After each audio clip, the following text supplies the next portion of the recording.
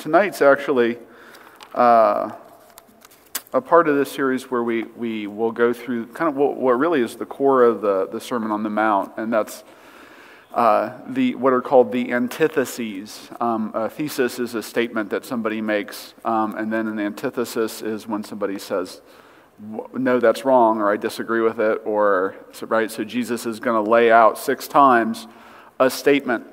He's going to say, you've heard it said by people in the old days that something is true, and then he's going to say, but what I say is, and then he's going to go beyond it or disagree with what was said, which is why those statements are called the antitheses. So let's just back up for a moment and follow the path of the logic of the sermon from the beginning to where we are now. First of all, it begins with a description of the kind of people who populate the kingdom of heaven, right? This is the section that we call the Beatitudes. And he goes through and he says, it's full of people who are poor in spirit. Blessed are the poor in spirit. Blessed are the meek. Blessed are those who do hunger and thirst after righteousness, because they'll be filled. So he gives a series of sayings about what the character of people who filled the kingdom of heaven is. And those statements, as we've explored before in previous weeks, are exactly the opposite of what you would think that they would be, right? You would think that the kingdom of heaven would be filled with the rich, with those who've already received justice or already executed justice, not with those who are merciful, but with those who are not, right? Think about the ways of the kingdoms of men from the beginning of time to the present day, and the kind of people who are in the kingdom of heaven. The winners there are the opposite of the winners in our everyday lives. And Dominic Crossan, he's a Jesuit monk and a theologian, he calls the kingdom of heaven a kingdom of nobodies. And so if you're sitting there listening to Jesus on the side of the Mount of the Beatitudes, two things might happen. One is, right, it's a weird opening pitch, right? You might be thinking, well, why would I want to be included in a kingdom that is full of hungry, poor, mourning people? But what is happening in your mind as you are listening to it is, gosh, that sounds a lot like me, right? And this guy he's offering something to people like me. It's not just for the winners. So second, and then he ends with the stunning pronouncement that if you listen to me, they will persecute you. If you're the kind of person who lives in the kingdom of heaven, if you listen to these sayings of mine and you do what I say, you'll be persecuted just like the prophets were persecuted. And if you know how the prophets were persecuted, that like it doesn't sound pleasant, right? Like they rarely came to a good end. And so you listening to this, right? You might say, well, what is? This is a real bad opening pitch, sir. I don't know if I'm agreeing with. I don't know if I want to follow you if all these bad things are going to happen to me, and then also I'm going to be persecuted. And then he says, right? Let your light so shine before men that they see your good works and they glorify your Father who's in heaven. So follow the logic, right? Not only are you going to be persecuted, but also you can't hide it. You can't act like you don't follow me. You have to go out. Right? A ship is safe in the harbor, but that's not what ships are for, right? He's saying you might be tempted not to reveal yourself as one of my followers, not to do the good works that are required of a citizen of the kingdom of heaven, not to bring the kingdom life into this present age, because then you'll avoid persecution. But that's not what you're for. That's not what you're here to do, and that's not what following me means. So he uses this metaphor of salt and light to encourage his followers. Act like my followers. Follow the ethic that I am providing to you, and let it be not just an internal thing, but external. But let it flow out of you into external action. Remember, one of the key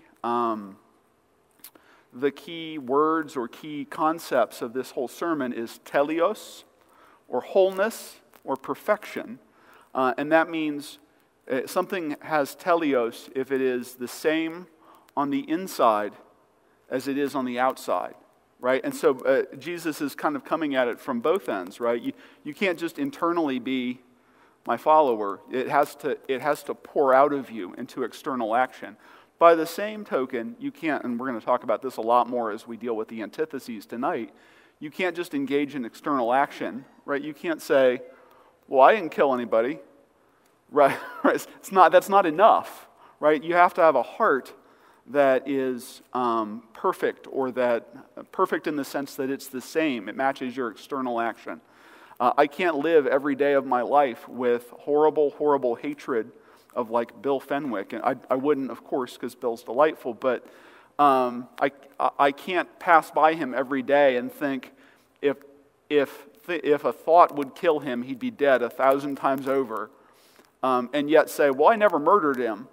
That's not teleos. That's not perfection. That's not being the same on the inside as you are on the outside.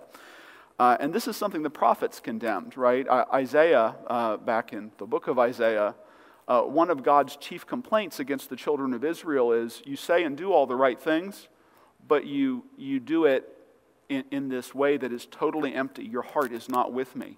And I don't want your sacrifices or your devotion rites if they're not. You can follow the Old Testament to the letter, but if your heart is not in it, that's not what I want. That's not what God desires from His people. So after he says that, right? If I can read my own handwriting, he then announces, right, that he hasn't come to replace the law and the prophets. And that's where we're going to start tonight in verse 17. Chapter 5, verse 17 of Matthew. And guys, Josiah, I don't know if you have the ability to display this on the screen or not in real time, but if you do, that'd be great. And if you don't, that's also okay. We can follow along. He says, "Think not that I am come to destroy the law or the prophets. I'm not come to destroy, but to fulfill." We talked a couple of weeks ago about what it means in Matthew for something to be fulfilled, right? Fulfillment is one of the chief themes of Matthew. Matthew's always saying, thus and such was done, so that it might be fulfilled what the prophet said in Isaiah or Micah or Hosea or elsewhere. Right? Continually, he's pointing back to how things are fulfilled. And we talked a couple weeks ago about how sometimes that means, the thing that was said in the prophets literally came true in Matthew, and sometimes it doesn't. Right? Sometimes it means something else. And what I'm going to propose to you here is that as we go through the antithesis tonight, these 6 sayings of Jesus, what you're going to see is that he takes the Old Testament law and he makes it deeper. That's what he's saying. He's like, these laws are written, and gosh, I wish I had the slide from a few weeks ago, but remember I talked about the difference between an ethics or a morality that is based on duty, right? Like, I had the little slide that said, don't smoke, don't chew, don't hang out with girls that do, right? That if that's the principle, right, and there are rules that say that, oh, well then I'll be punished if I don't follow the rules, right? There's a law that says don't smoke and don't chew, so I won't. That's different, right, than a virtue ethic, which says, well, I'm going to teach you to take care of your body and to care about your life and to care about the course of your life. And when you do that and you're confronted with the option to smoke or chew or hang out with girls that do, you'll say, no, I don't want to do that. I care about, right? You've become the kind of person who doesn't do that. And you're not doing it because there's a rule or a duty not to. You're doing it because you have this idea in your head of the type of person that you are. And what I'm going to suggest to you is that in these passages, what Jesus is doing is he's taking a set of rules that's articulated in the Old Testament. Remember, Paul says in Galatians, the law was our schoolmaster, right? The law taught us what God wanted or what God considered moral behavior.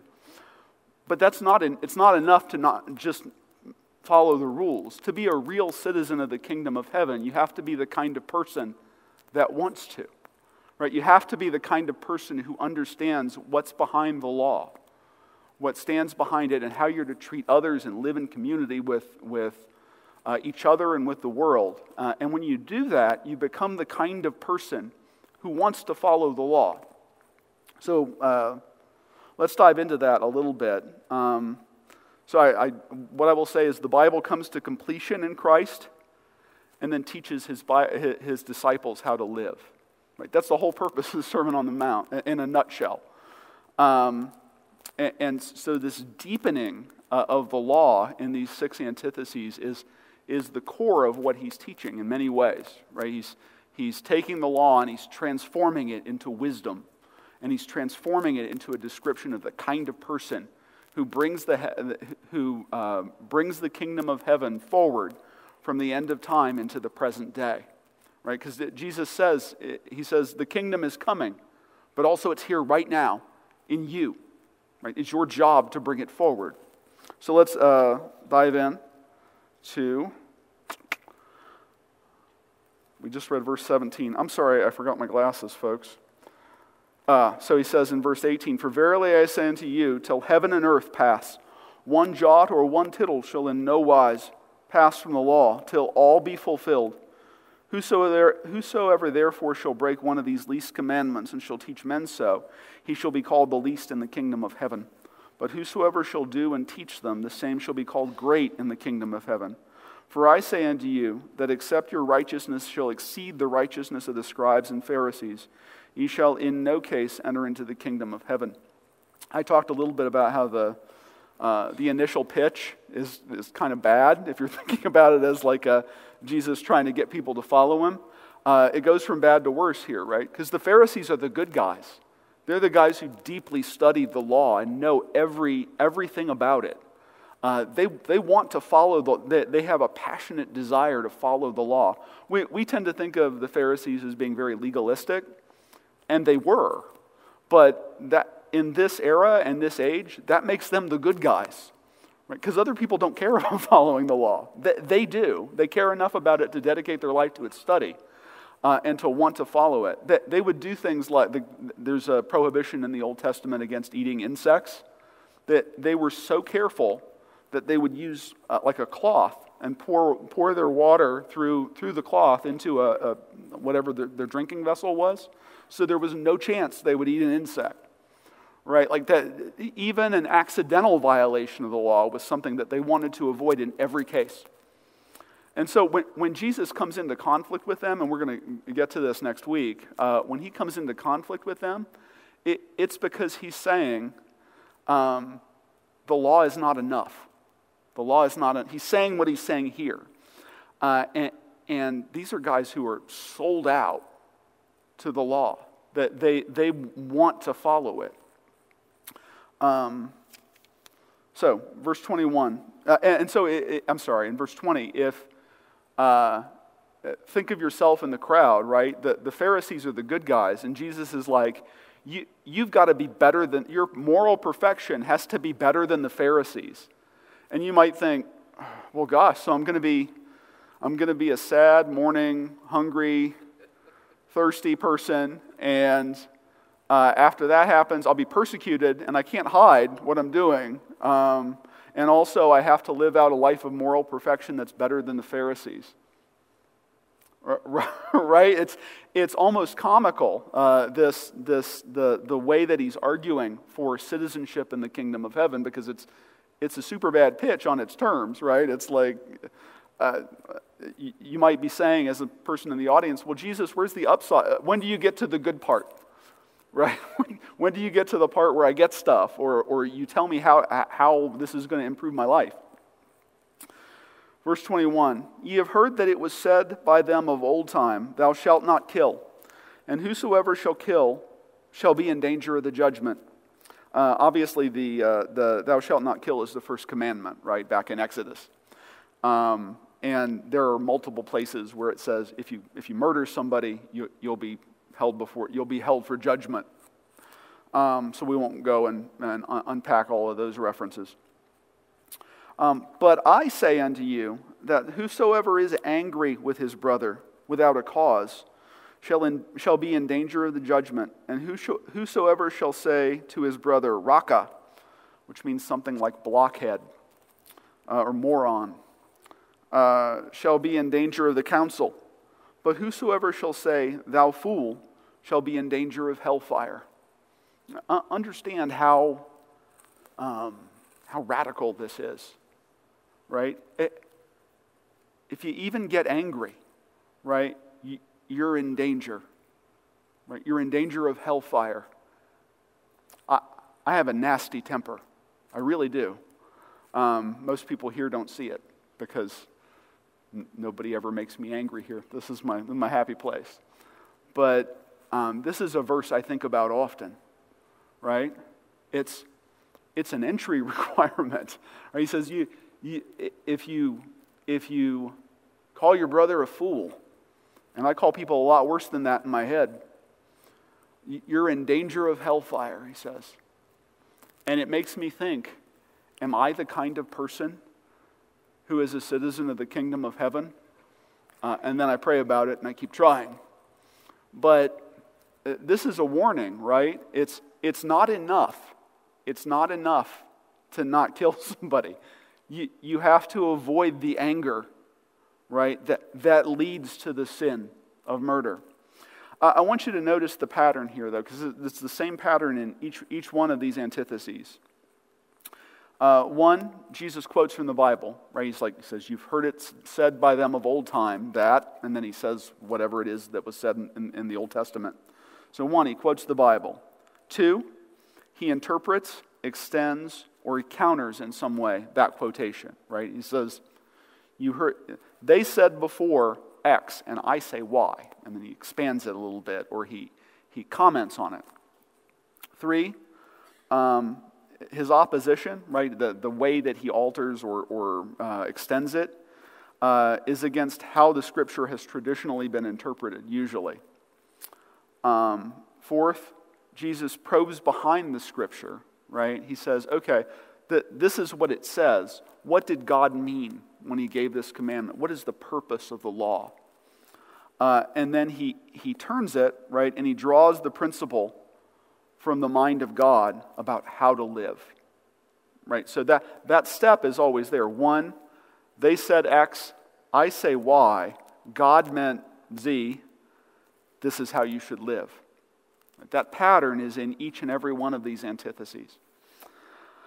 So let's see what else he says about anger. Therefore, if thou bring thy gift to the altar, and there rememberest that thy brother hath aught against thee, leave there thy gift before the altar, and go thy way. First be reconciled to thy brother, and then come and offer thy gift. Now this is hyperbole, right? He's saying, you've brought something to the temple to offer it as a gift. And you remember, oh, I got angry at my brother got angry at me, we have some quarrel between us. He says, drop your gift right there, right, which is a pretty valuable thing that you brought. Drop it right there, go find him, make up with him, and then come back. It's that important, right? So it's this kind of hyperbole or this overstating what you ought to do. It's so important, he says, that you forgive one another and that you be reconciled, that you need to stop whatever you're doing at that moment and make it right. And then he says, agree with thine adversary quickly, whilst thou art in the way with him, lest at any time the adversary deliver thee to the judge, and the judge deliver thee to the officer, and thou be cast into prison. Verily I say unto thee, thou shalt by no means come out thence, till thou hast paid the uttermost farthing. So this is another example, right? You're on the way, you're on the courthouse steps, you're on the way to court with your adversary or your opponent who has sued you. I hesitate to ask whether anybody's ever been sued. As a lawyer, I've never been sued personally, but I've witnessed the human wreckage that a lawsuit leaves behind all too often. And I can tell you it is not a fun experience for anybody but the lawyers who are getting paid. Right? It's not fun. Right? There's a lot of acrimony that builds up in the course of a lawsuit. And Christ's advice here is make up with the person on the way. Right? Don't get in front of the judge. make it right now, whatever you're doing. So I think as we think through this, right, the principle that we can draw out is, one, avoid anger, right? That just makes sense.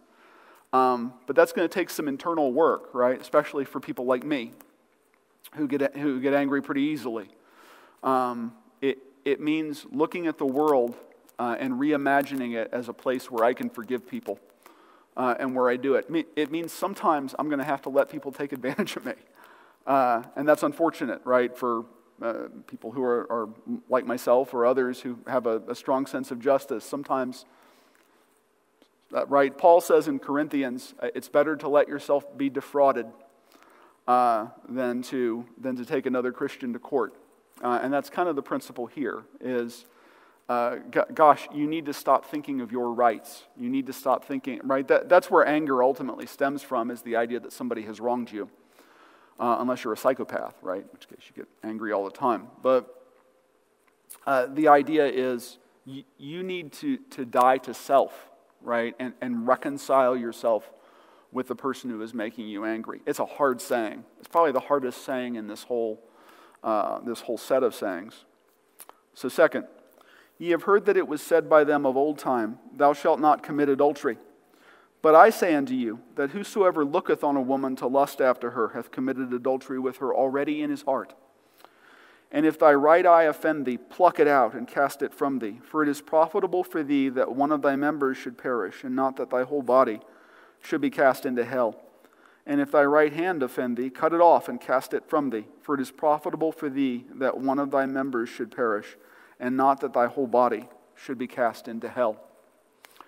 Right, so understand the principle here, right? The statement is, thou shalt not commit adultery, right? And he says, don't even get to the point where you're approaching adultery. The modification he makes is, don't even look on somebody with the idea of committing adultery or having lust in your heart towards that person, because you've already committed adultery with them in your heart if you do that.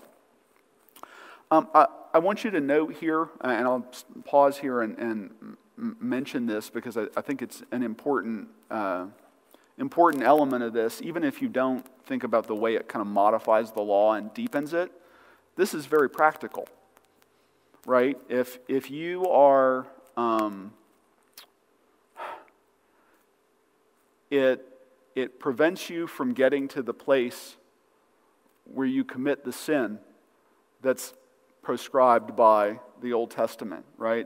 The time to remember don't commit adultery is not when you're in the elevator on the way up to the hotel room, right? That's not the time for you to remember your scriptures and say, oh, you know what, this was probably a big mistake.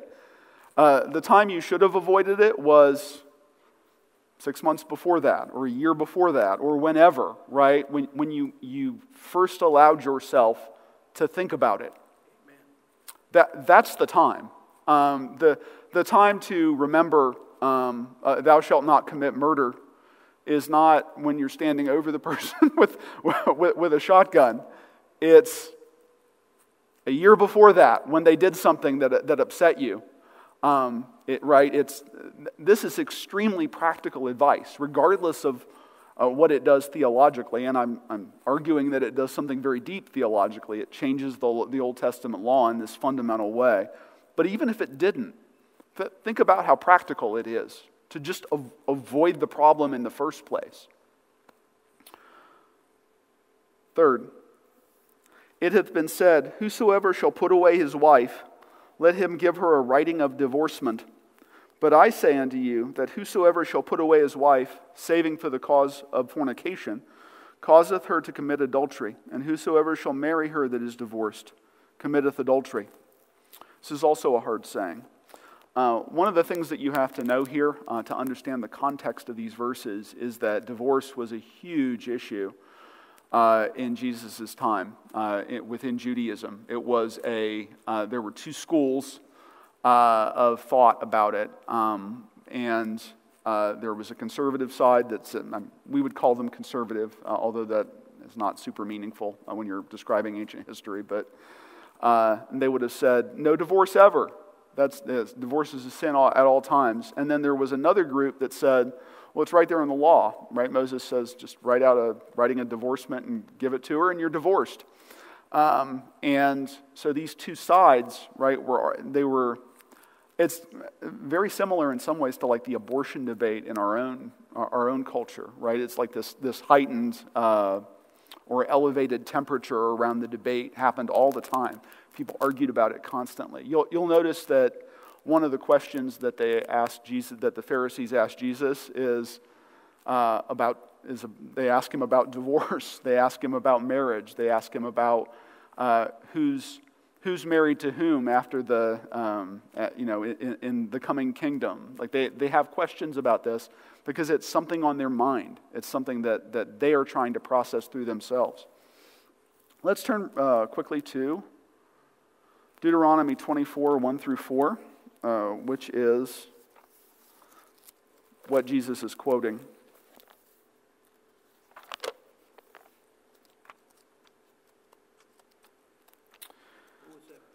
Deuteronomy 24, 1 through 4.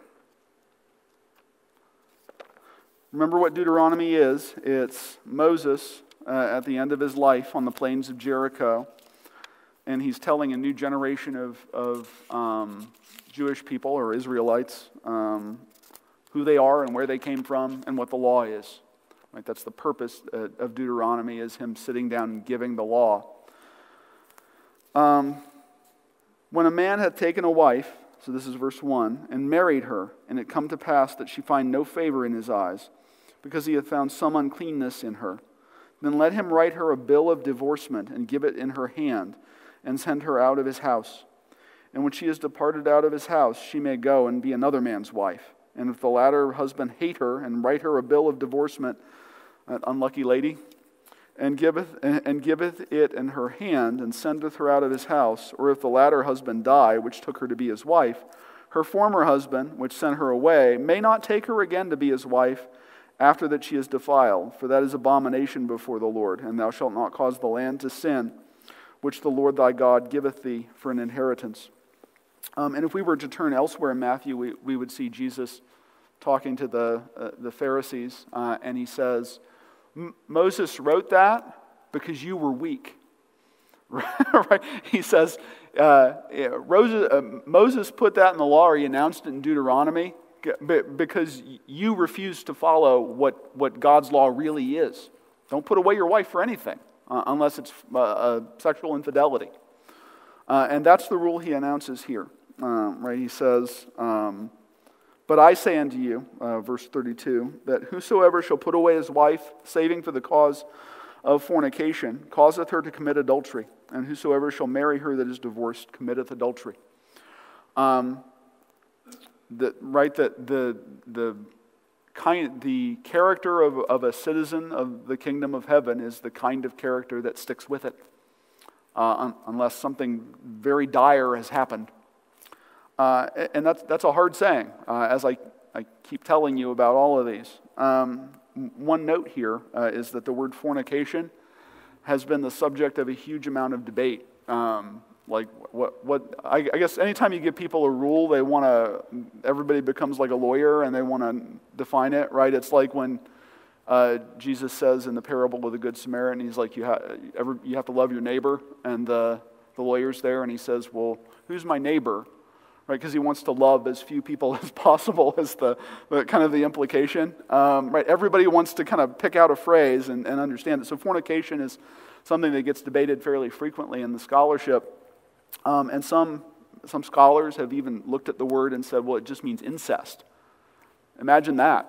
Like the only reason that you could, in that person's estimation, that you could ever obtain a divorce was if your wife committed incest, which must happen not very often, right? I hope, yeah. And then others, I think the more widely accepted opinion is that it means sexual infidelity, which is what I think it means. In any event, this is a drastic narrowing of the rule, right, that is articulated in Deuteronomy. Because that's actually pretty liberal. You just have to give her a writing that you wrote, a bill of divorcement, and you're divorced. But Jesus says that's not the character and the heart of a person who lives in the kingdom of heaven. So let's go to the next section, which is verse 33. Again ye have heard that it hath been said by them of old time, Thou shalt not forswear thyself, but shalt perform unto the Lord thine oaths. But I say unto you, swear not at all, neither by heaven, for it is God's throne, nor by the earth, for it is his footstool, neither by Jerusalem, for it is the city of the great king. Neither shalt thou swear by thy head, because thou canst not make one hair white or black. But let your communication be yea, yea, nay, nay, for whatsoever is more than those cometh of evil. And let's step back again to Deuteronomy, and we're going to go to chapter 23, verse 21, which is where this quote is found, this saying is found. By the way, do you remember who I said in the second week? The way that the story is framed up, right? Jesus ascends to a mountain and gives a new law. Do you remember who I said he was emulating? It's Moses, right? He's the new Moses. Notice that everything he's quoting is written by or about Moses, or is spoken by Moses. Everything, right? There's a deep design in Matthew and in the Sermon on the Mount that is about Jesus being the new Moses. He's deepening Moses' teachings. So 23, verse 21. When thou shalt vow a vow unto the Lord thy God, thou shalt not slack to pay it. For the Lord thy God will surely require it of thee, and it would be a sin in thee. But if thou shalt forbear to vow, it shall be no sin to thee. That which is gone out of thy lips thou shalt keep and perform, even a freewill offering, according as thou hast vowed unto the Lord thy God, which thou hast promised with thy mouth.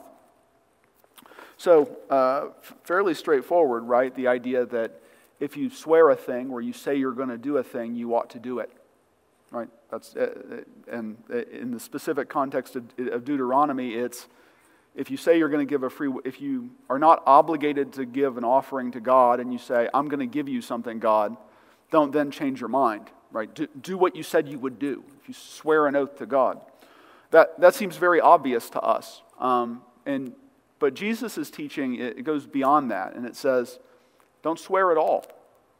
And historically in the church, this has been used by a bunch of different denominations and different people to say we shouldn't do things like say the Pledge of Allegiance, or you shouldn't sign a promissory note, right, like a mortgage, because that's an oath, right? You're saying that you're going to do something, and then you need to execute on it. And Jesus says here, don't do that. Or Jesus says here, don't swear an oath. And his reasoning is also interesting, right? You're not in control of everything, he says. You can't make one hair on your head white or black, so don't swear by your head. The city of Jerusalem is greater than you. It's the footstool it's the city of the great king. So don't swear by that. You don't have any control over it. So, and then this last saying, but let your communication be yea, yea, nay, nay, for whatsoever is more than these cometh of evil. Be plain spoken, right? A person who lives in the kingdom of heaven speaks plainly. He speaks plainly and he does what he says, right? And doesn't overpromise or underpromise or make many oaths at all. Next up, forgiveness. Ye have heard that it hath been said, an eye for an eye and a tooth for a tooth. But I say unto you, that ye resist not evil. But whosoever shall smite thee on thy right cheek, turn to him the other also. And if any man will sue thee at the law, and take away thy coat, let him have thy cloak also. And whosoever shall compel thee to go a mile, go with him twain. Give to him that asketh thee, and from him that would borrow of thee, turn not thou away. Boy, that's hard too, right? The idea that somebody would strike you and you would not retaliate.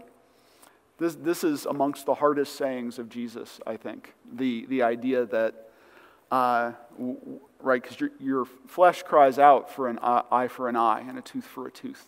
Amen. Right? Always. Always. It's our natural gut reaction is to respond to hurt in kind. And the saying here, the teaching is, forget about yourself, right? You're an emissary of the kingdom of heaven. I didn't say it was easy, right? There's a reason why 2,000 years of scholars and readers of this sermon have tried to say, well, maybe it doesn't apply to me, right? Because you'd rather it didn't when you read something like this. Notice the three things, the three scenarios that he gives here. One, he says, resist not evil in general, right? And then he says, that's the general rule. Whoever hits you on your right cheek, offer him the other. That's clear but hard, right? Or difficult to put into practice. It says, if any man will sue thee at the law and take away thy coat, right? If anybody wants to take away your overcoat, well, give him your suit coat also, right? Give him the thing that's under your coat as well. Boy, you really have to think about giving up your rights, right? Giving up your assertions about what you deserve. It's incredibly hard. And then the third one, whosoever shall compel thee to go a mile. So in territories that were owned by the Romans, that is the entire ancient world almost, a legionary could cause you, so a legionary is a Roman soldier, he could compel you to carry his equipment for a mile. And like just anybody, if he met you and he was tired of carrying his equipment, he could say, here, citizen, or not citizen, carry this for a mile for me, and you would have to do it. And it's saying, right, when the government comes to you and says, an unjust government comes to you and says, you have to do X, you go the extra mile. You literally go the extra mile. That's hard too, right? Because we are inundated in our culture with the idea that we, right, our Constitution or our Declaration of Independence said, right, men have certain inalienable rights, right, granted by God, of course, but we think a lot about our rights. We think a lot about who we are and what we deserve, and it's hard to get into the mindset that Jesus is teaching here, which is, don't think about yourself first. Like I said, this is an incredibly hard set of sayings. And then finally, teachings on forgiveness. You've heard that it hath been said, next one, love for your enemies. Ye have heard that it hath been said, thou shalt love thy neighbor and hate thine enemy. Do you see what he did there? So if you go back and you look at the verses that are throughout the Old Testament that say things like love your neighbor, none of them say hate your enemy. That commandment is not, the commandment to hate your enemy is not in the Old Testament. So Jesus is adding a wrinkle, right? He's saying, you've heard it said, right? People say, love your neighbor. But also, that what they mean by that is love only your neighbor, and then go out and hate your enemy. But I say unto you, love your enemies, bless them that curse you, do good to them that hate you, and pray for them which despitefully use you and persecute you, that ye may be children of your Father which is in heaven. For he maketh his sun to rise on the evil and on the good, and sendeth rain on the just and on the unjust. For if ye love them which love you, what reward have ye? Do not even the publicans the same? Even a lawyer, he says, even a lawyer loves people who love him. And if ye salute your brethren only, what do ye more than others? Do not even the publicans so? Be ye therefore perfect, even as your Father which is in heaven is perfect. And we talked about this idea of perfection as being teleos, right? You're the same on the inside as you are on the outside. And so I want to sum up here, and then I want to give an example going back to the adultery issue. Your heart, right? That all of these are techniques that aren't just practical. They're about creating a mindset and a viewpoint and a state of being inside of you where you are cultivating the virtue that will lead you to understand or to not commit the sins that are prescribed in the Old Testament. They will make you a certain kind of person. And that is the kind of person who is a citizen of the kingdom of heaven and brings its life into this present age. I read something about the adultery command in here that just blew my mind. We have been blessed. I'm not Catholic. Nobody here is Catholic. But we've been blessed over the course of most of our lifetimes to have popes who write a lot of theology that is actually pretty good and that we can agree with. And John Paul II, who of course was 2 popes ago, he wrote a brilliant homily, which is like a little sermon about the passage that's about adultery here. And his argument, which never would have occurred to me, is that it is possible for a man to commit adultery with his own wife.